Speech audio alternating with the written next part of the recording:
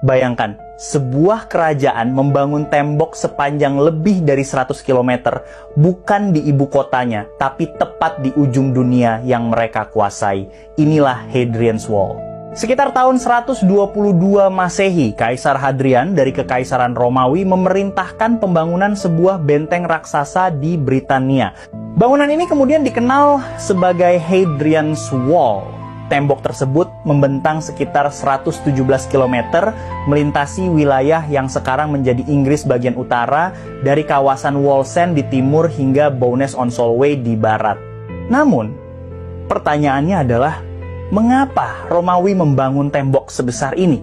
Selama berabad-abad, Hadrian's Wall sering dianggap sebagai penghalang untuk menghentikan bangsa-bangsa dari utara menyerang wilayah Romawi. Tetapi, fungsinya kemungkinan jauh lebih kompleks. Tembok ini menjadi bagian dari sistem perbatasan yang dilengkapi benteng, menara pengawas, gerbang, dan jalur komunikasi.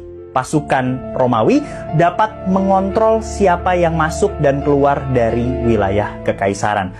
Jadi, tembok ini bukan sekadar dinding raksasa.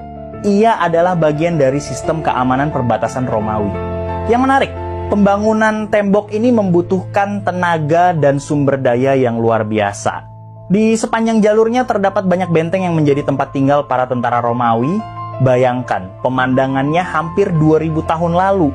Tentara Romawi berjaga di perbatasan paling utara kekaisaran, sementara di balik tembok terbentang wilayah yang bagi mereka merupakan dunia yang jauh dan asing. Namun Hadrian's Wall tidak selamanya menjadi batas akhir Romawi.